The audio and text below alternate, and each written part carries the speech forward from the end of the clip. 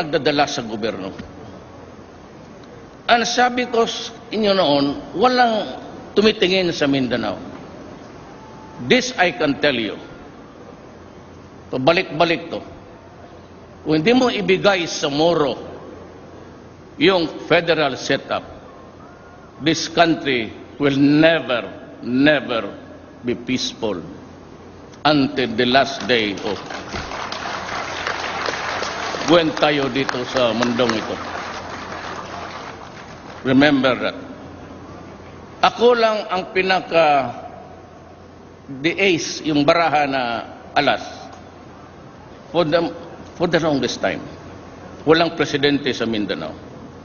By stroke of fate, we had a Senate President also from Mindanao. Hindi namin planano yan. Totoo lang. And Bebot Alvarez was in my campaign trail when I was in the hustings almost every day. When I was feeling around. Kasama siya. And suddenly, they decided that umuwi siya doon sa distrito niya to run again as congressman. Hindi namin pinag-usapan yan. It came about just naturally as allies and shared vision. Kasi taga Mindanao kami. Ako taga Mindanao.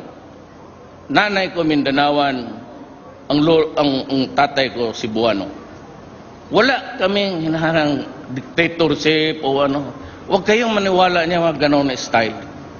We do not aspire for something which is not really good for us. Hindi nga maganda yung presidente na with too much power. Alam mo, may kwento ako sa inyo, ha? My father was the governor of Davao noon. It was only one province.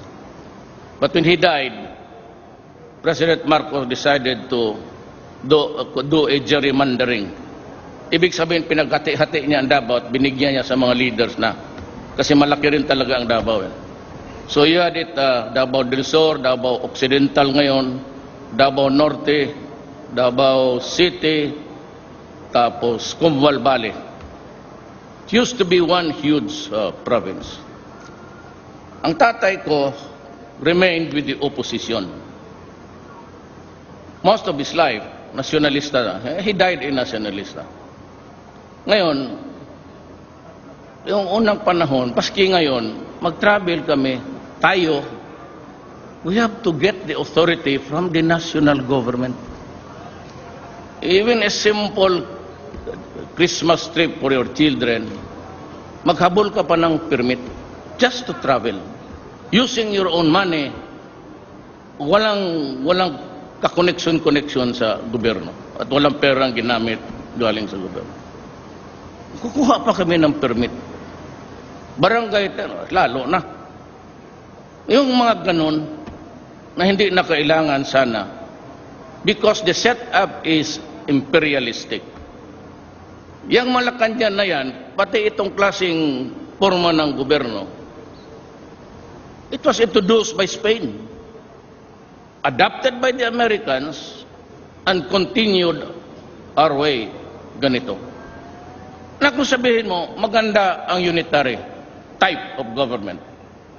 Kindly tell me now, a country in the world who has adopted for the longest time the unitary type.